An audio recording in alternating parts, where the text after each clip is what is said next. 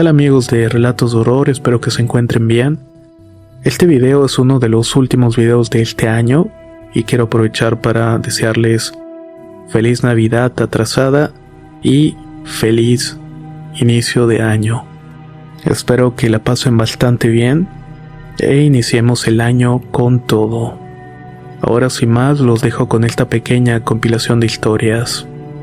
No olviden dejar un comentario y un me gusta. No creo en fantasmas. Nunca creí ni cuando era joven ni después, cuando ya llevaba años trabajando en la ruta. Si algo me enseñó a manejar microbuses en esta ciudad es que todo tiene una explicación. Borrachos, asaltantes, gente cansada, reflejos, ruido del motor.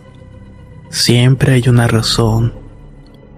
Por eso me tardé tanto en aceptar que lo que me pasó no la tenía. Esto fue a finales de los 70, cuando todavía había tramos de canal abiertos por el sur de la ciudad, antes de que todo se llenara de avenidas y edificios. Yo era cobrador en una ruta que cruzaba colonias populares. Pasaba por un puente viejo y luego se metía por calles estrechas rumbo al centro. Turno nocturno, el peor. Era el que nadie quería y por eso siempre tenía chamba. Las noches eran largas, gente saliendo de fábricas, muchachos volviendo borrachos, mujeres cargando niños dormidos. Es curioso, pero uno aprende a ver sin mirar, a escuchar sin poner atención, hasta que algo finalmente te obliga.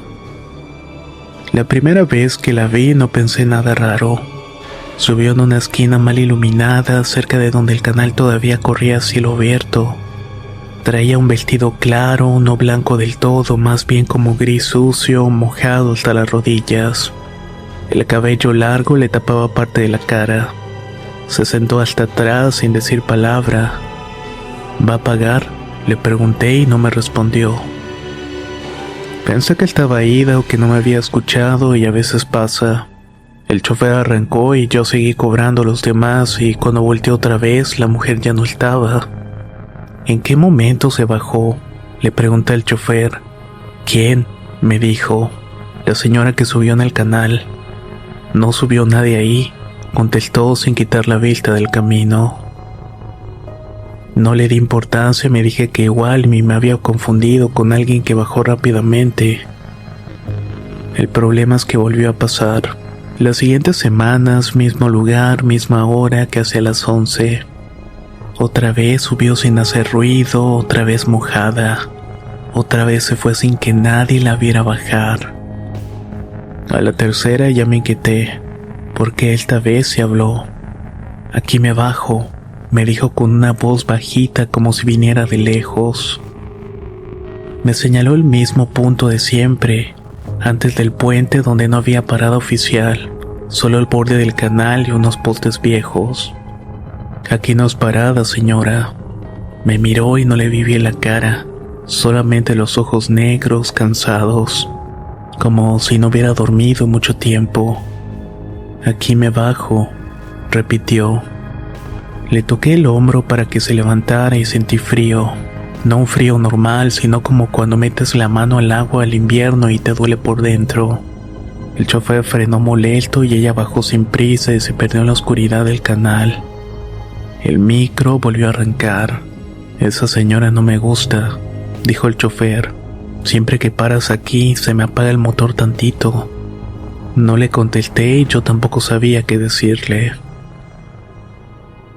Pasaron los meses y el canal empezó a taparse.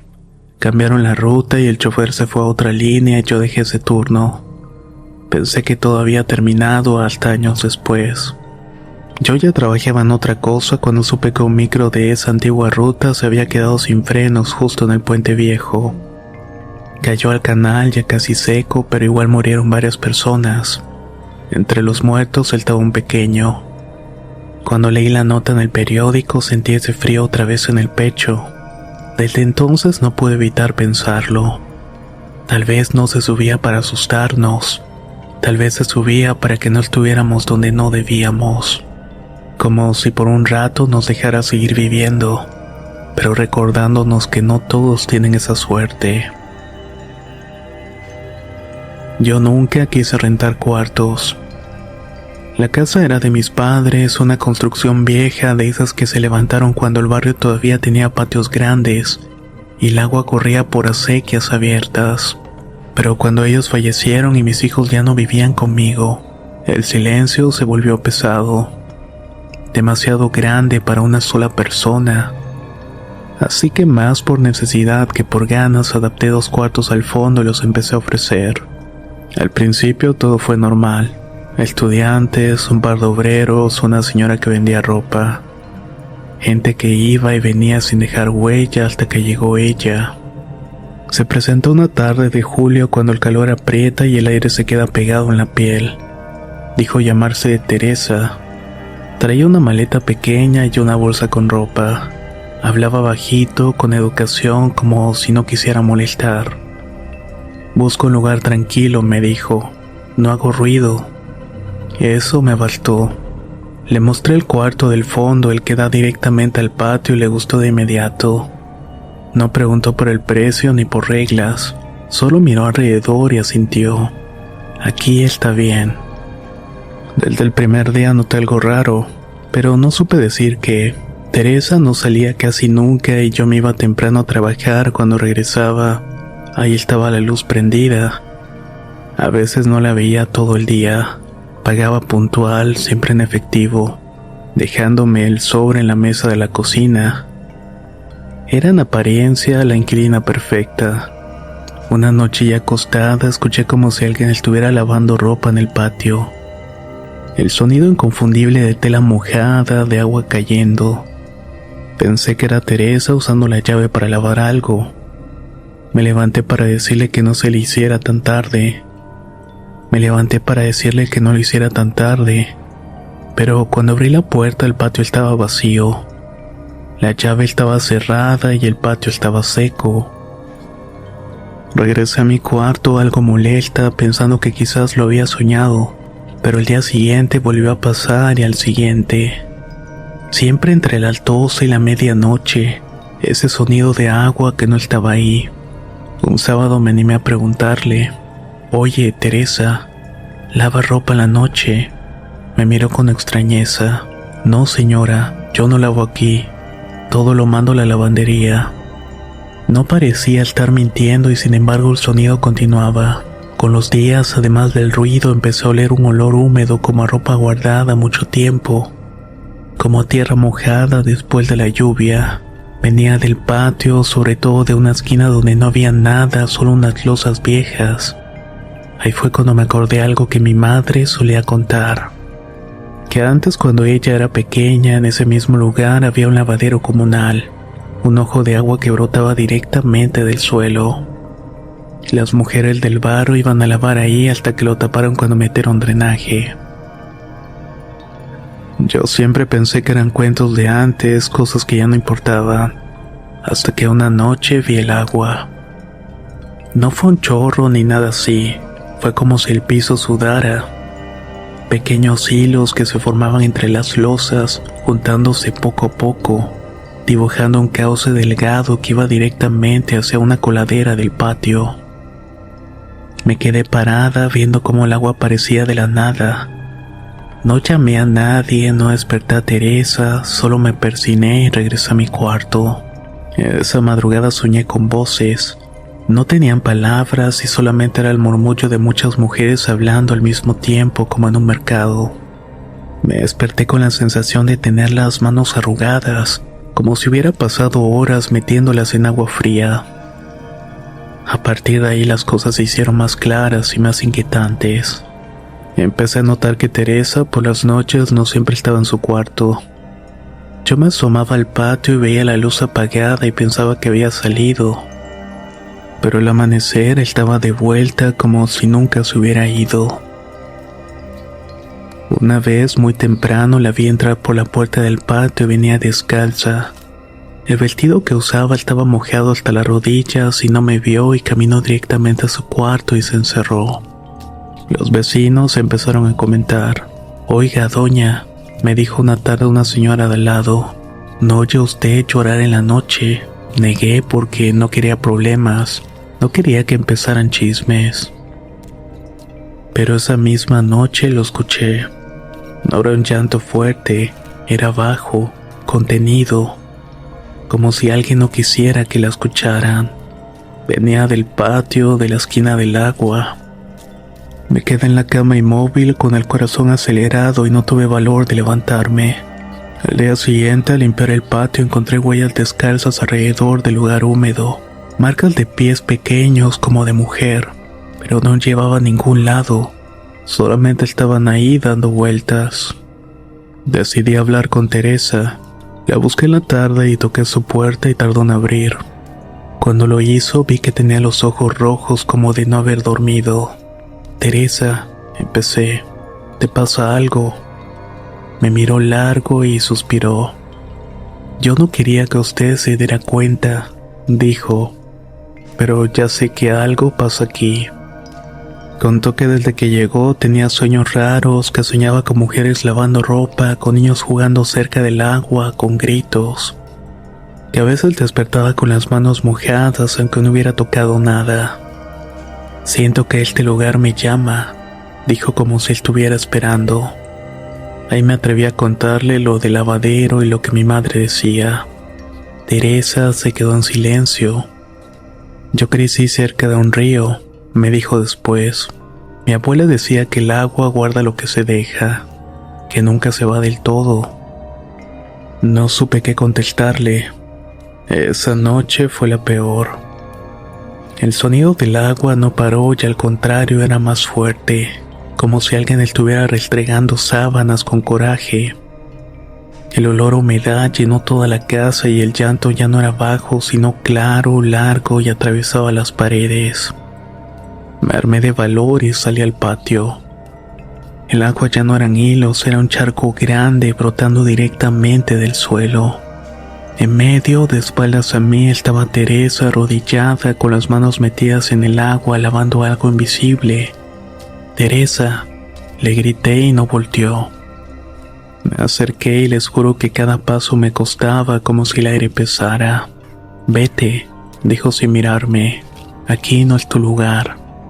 Su voz no sonaba como la de ella, era más profunda como de alguien más grande. ¿Qué estás haciendo?, pregunté temblando, lavando lo que nunca se pudo limpiar. Entonces volteó y no vi su cara como tal. Vi agua escurriendo, vi el cabello pegado a la piel y vi ojos hundidos que no parecían de alguien vivo. Retrocedí y el charco empezó a moverse como si respirara. El patio entero parecía inclinarse hacia el centro. Corrí a mi cuarto y cerré la puerta y recé como nunca lo había hecho desde pequeña. A la mañana siguiente todo estaba seco, el patio normal, sin huellas, sin charco. Toqué el cuarto de Teresa y nadie respondió, así que abrí la puerta. Estaba vacío, con la cama tendida, sin maletas, sin ropa, como si nunca hubiera estado ahí. Solo encontré sobre la mesa el sobre con el dinero del mes, empapado aunque el cuarto estuviera seco. No volví a rentar ese cuarto. Con el tiempo mandé a tapar mejor el patio y cambié las losas. Puse cemento y quise borrar cualquier rastro. Hay noches, sobre todo cuando llueve muy fuerte, en que vuelvo a escuchar el sonido del agua suave y constante, como si alguien siguiera lavando. No sé cómo explicar esto sin que suene exageración, pero si lo cuento es porque aprendí algo a la mala. Hay sonidos que no se te quedan en la cabeza, se te quedan pegados en el cuerpo. Y si tú por alguna razón has escuchado un grito que no venía de una persona, un grito que parecía estar hecho para ti, entonces vas a entender por qué desde hace años yo no vuelvo a ciertos lugares aunque me paguen. Esto me pasó cuando tenía 20 y tantos años, en una época en la que me la vivía en la carretera. No era camionero, pero casi. Trabajaba vendiendo cosas por fuera, de esos que van de tienda en tienda, de bodega en bodega, y a veces te toca salir de madrugada para llegar temprano y ganarle la competencia. Me sabía rutas, atajos, horarios de retenes, y hasta qué gasolinera eran seguras para echarte un café. Esa noche salí tarde y me entretuve más de lo que debía en una entrega. Cuando agarré camino ya estaba oscuro. de ese oscuro que no es de ciudad sino de monte, sin postes, sin casas, sin ruido. La carretera era de 2 carriles con tramos sin acotamientos. Había llovido en la tarde porque todavía olía a tierra mojada y el aire estaba fresco. Yo iba con el radio bajito por no dormirme. No traía prisa, pero sí traía esa inquietud que te entra cuando manejas solo y todo alrededor se ve igual. En un tramo de asfalto se vuelve negro, más negro que el cielo, y sientes que las luces de tu carro no alcanzan, como si iluminaran nada más el primer pedazo de realidad. En eso vi a lo lejos una curva y más adelante una especie de entrada de terracería. No era un camino grande, era como un acceso a un rancho o un predio con maleza alta a los lados. Ahí mismo vi un señalamiento viejo de esos que ya casi no se leen, y por instinto bajé un poco la velocidad. No sé por qué lo hice, simplemente sentí como cuando te observan. No había nadie, ni un carro, ni luces, nada.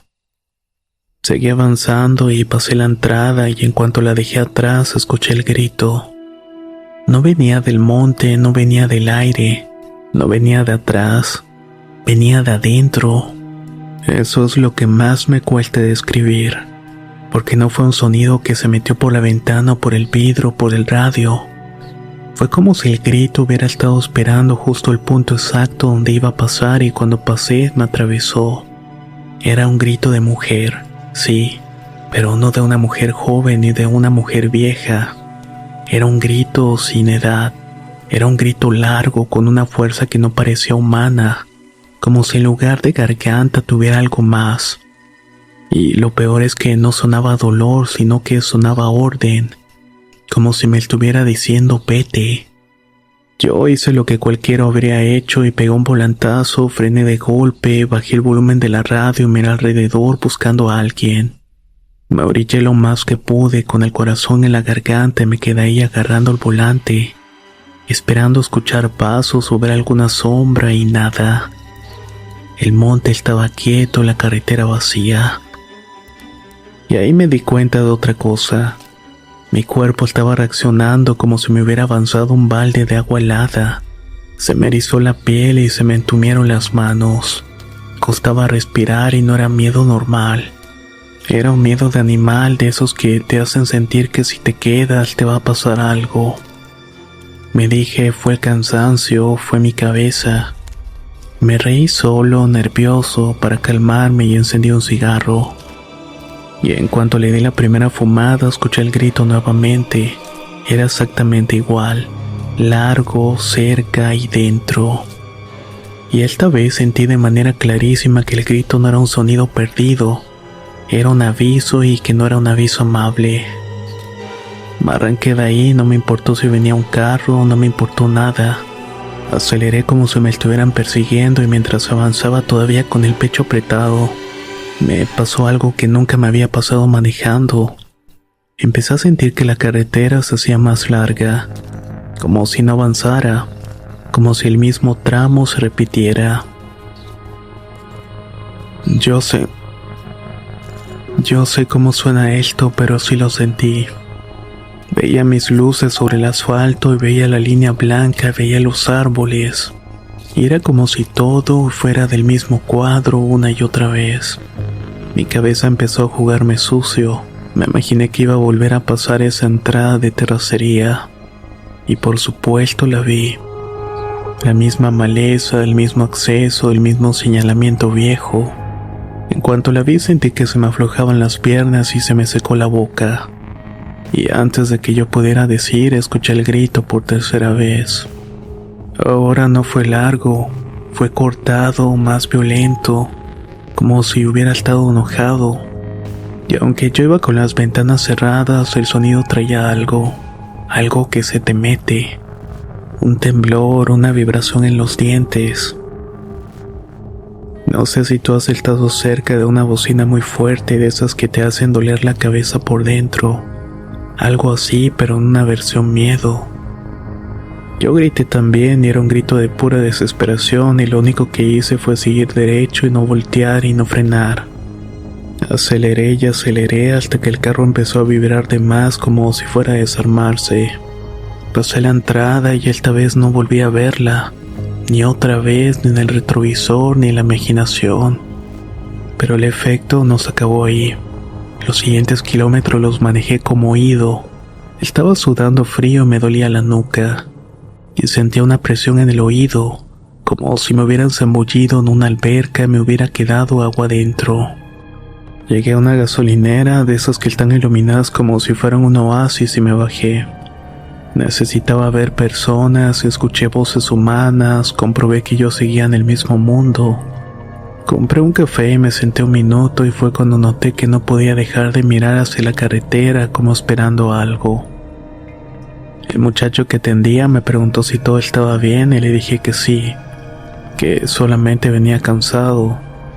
No le conté del grito, porque hay cosas que cuando las dices en voz alta se vuelven más reales, y yo quería creer que había sido mi cabeza. Yo no creía en estas cosas, ni en la Llorona, ni en aparecidos, ni en historias de gente que se encuentra algo en el monte.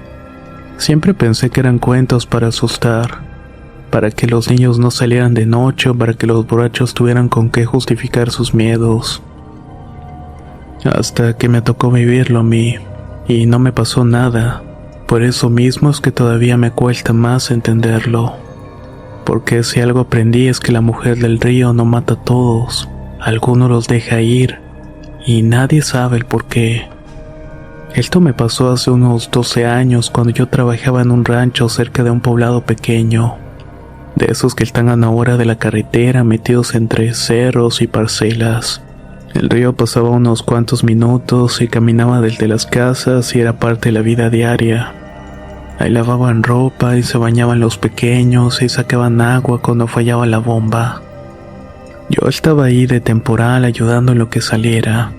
Dormía en un cuarto prestado y casi siempre me quedaba solo por noches, que la mayoría se iba temprano a descansar.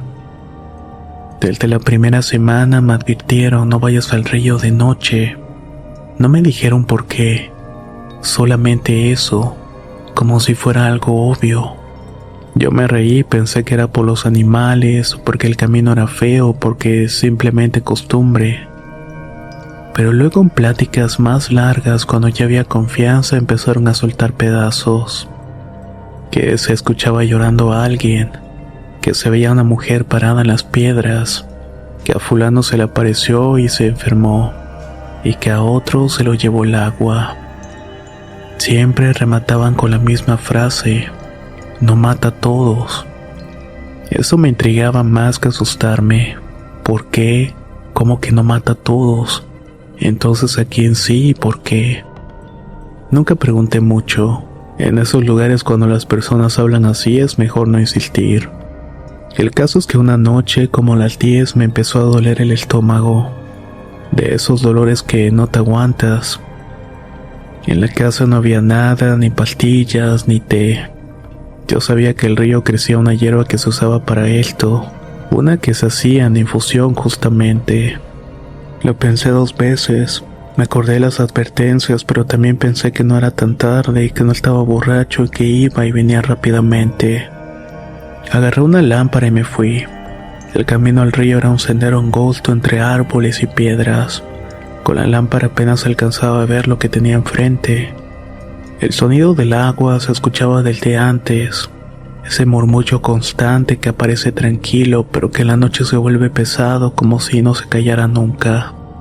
Cuando llegué a la orilla sentí ese cambio raro que se siente en algunos lugares, como si el aire fuera distinto, más frío, más denso.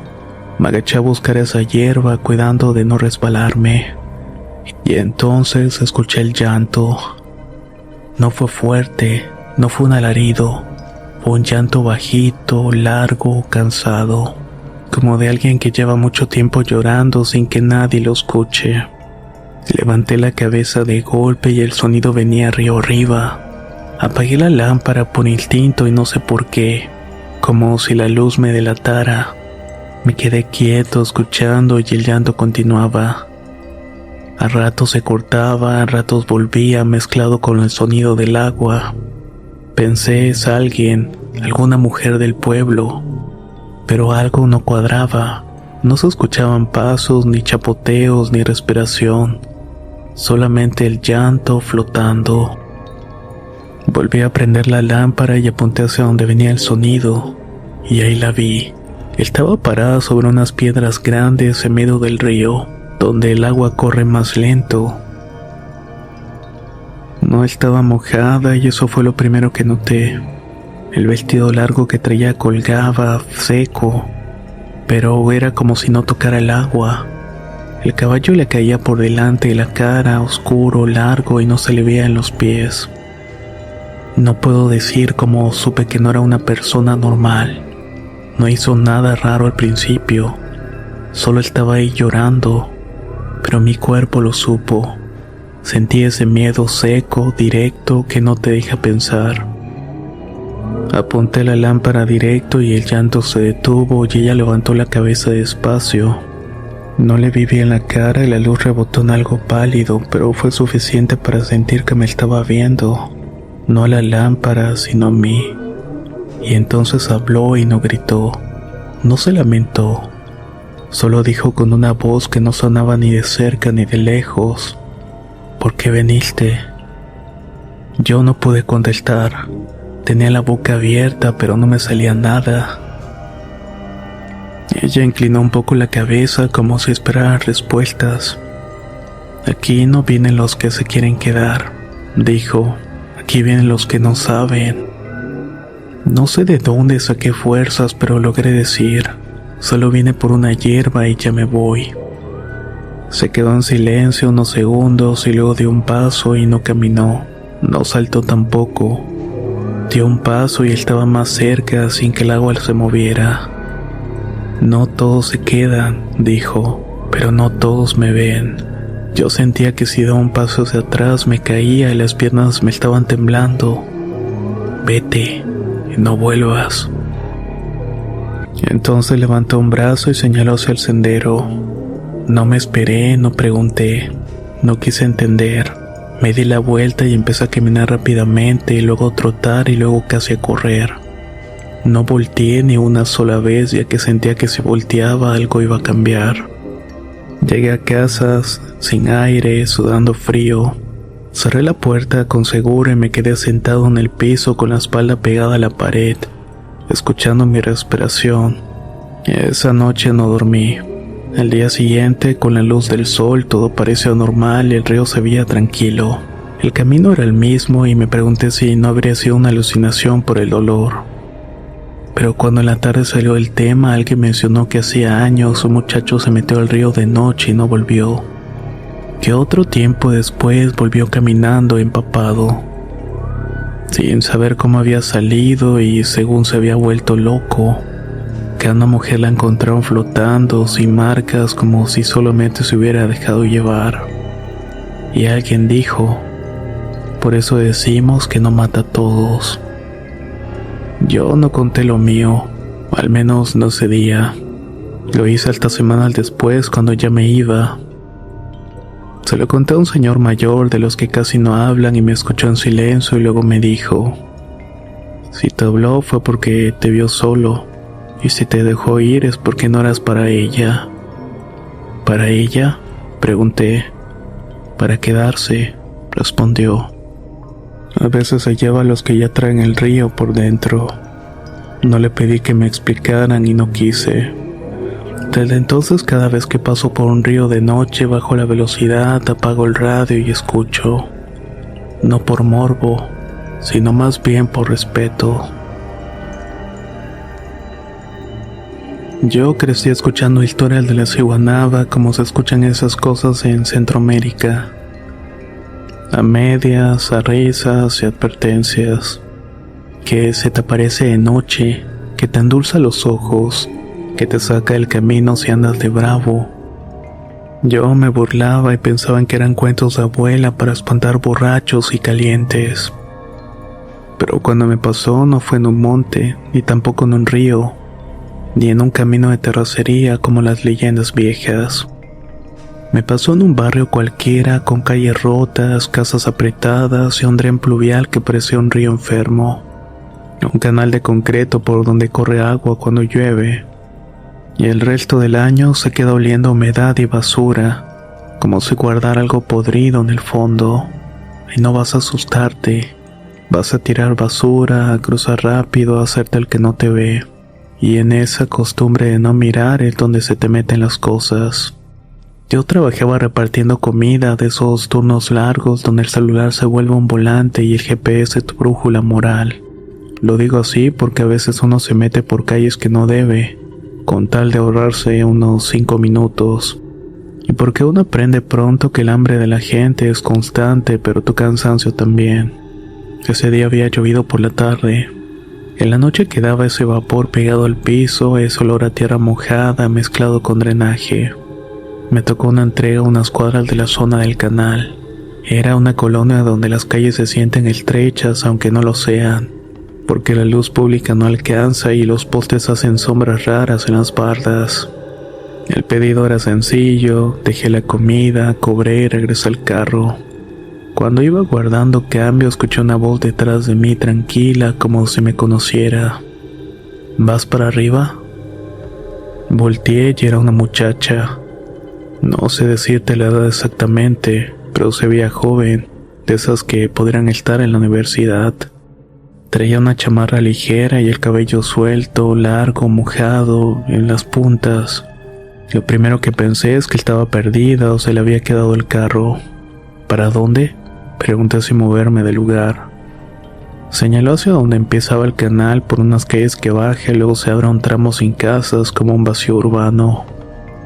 Nomás hasta la esquina grande, donde está el puente, dijo. Son 2 calles. Yo dudé y eso también es importante. No es que yo fuera un santo prudente. Es que en ese tramo de noche no me gustaba. Siempre había perros, siempre había gente rara, siempre olía a humedad vieja. En los grupos de vecinos hablaban de asaltos, de chavos escondiéndose en el canal para fumar. La muchacha me miró como esperando y sonrió apenas. No te voy a hacer nada, dijo como si leyera la duda. Yo pensé en mi madre y en esa frase no recojas extraños. Y pensé también en mí, en lo fácil que es creerse importante cuando alguien te pide ayuda. Y la verdad es que ganó lo segundo. Súbete pero rápido, le dije. Se subió del lado del copiloto y no traía bolsa, no traía nada. Solo se acomodó y miró al frente y cuando arrancamos el interior del carro se sintió más frío. No un frío de aire acondicionado, sino una bajada de temperatura que te eriza la piel sin avisar. Yo quise hacer plática por costumbre. ¿Vives por aquí? Cerca, respondió. ¿Y por qué andas sola? Porque a veces no queda de otra. Su voz era normal, pero había algo como un eco, como si le estuviera hablando desde un lugar con paredes húmedas. Yo lo atribuía a mi imaginación. Avanzamos 1 cuadra, 2. Cuando íbamos llegando al tramo del puente vi algo que me hizo apretar el volante. En el canal pluvial abajo había agua corriendo. No por lluvia fuerte, sino un hilo oscuro, lento. Y ese tipo de agua de noche tiene un brillo raro como aceite. Aquí me bajo, dijo ella sin prisa. Me orillé y la zona estaba sola y solo el ruido del agua abajo y un perro que ladró a lo lejos. Cuídate, le dije por educación. Ella no se bajó y se quedó sentada y me miró.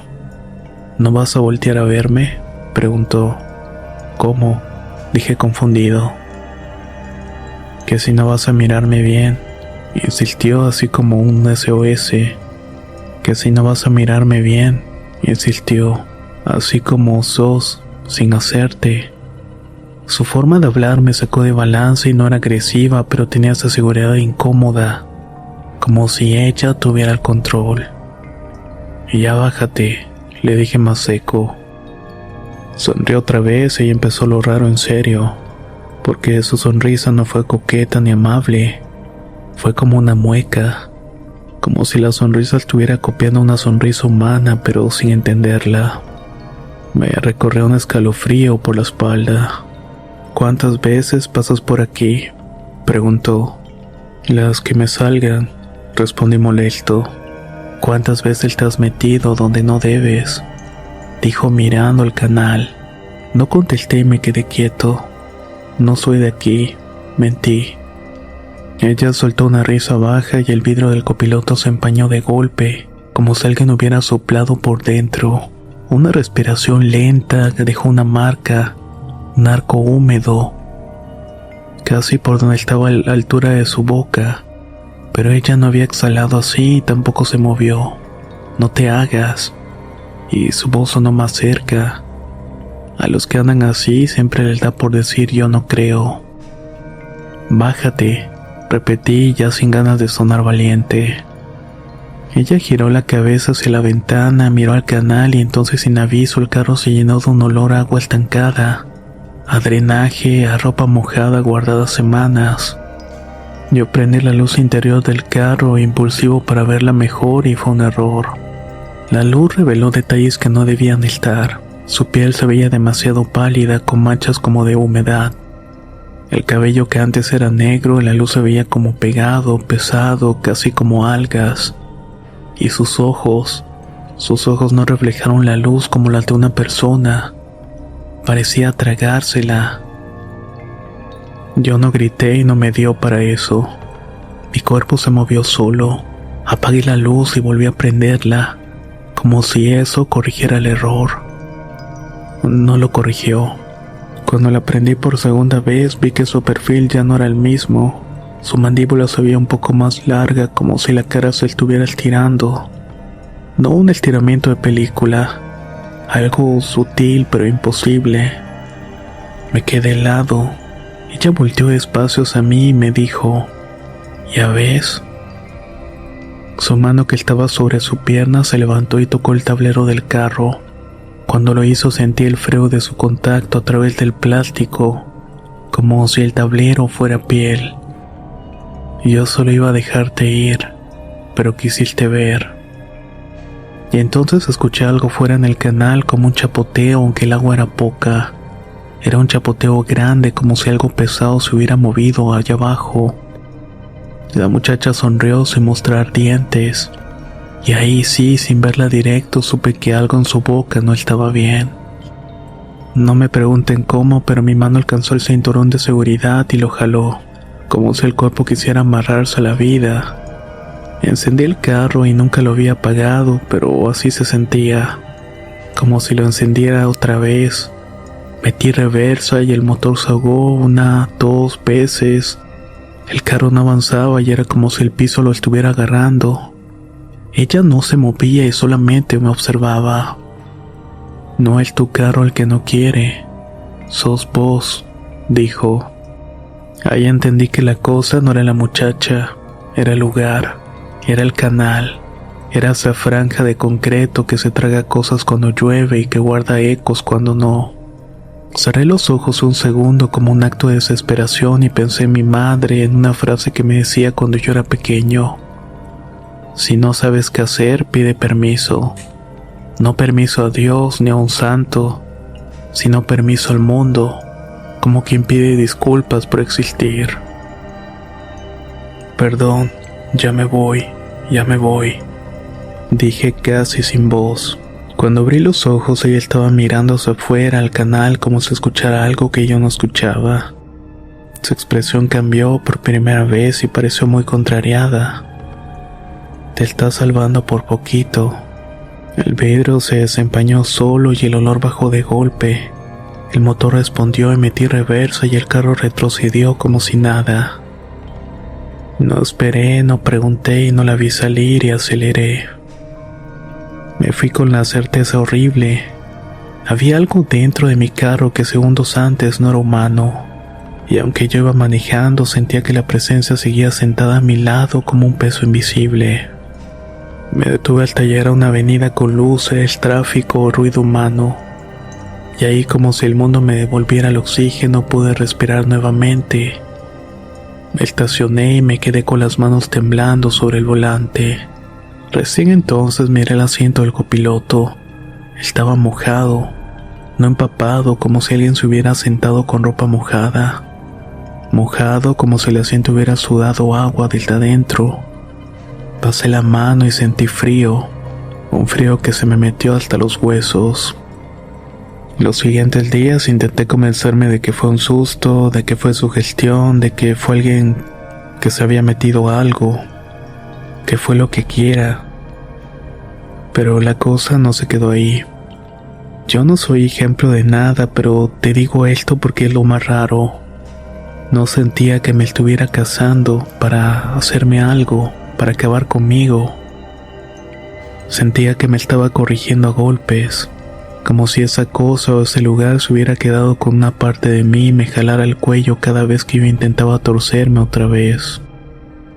No volví a pasar por el puente del canal nunca. Me da igual si hay tráfico o si pierdo tiempo.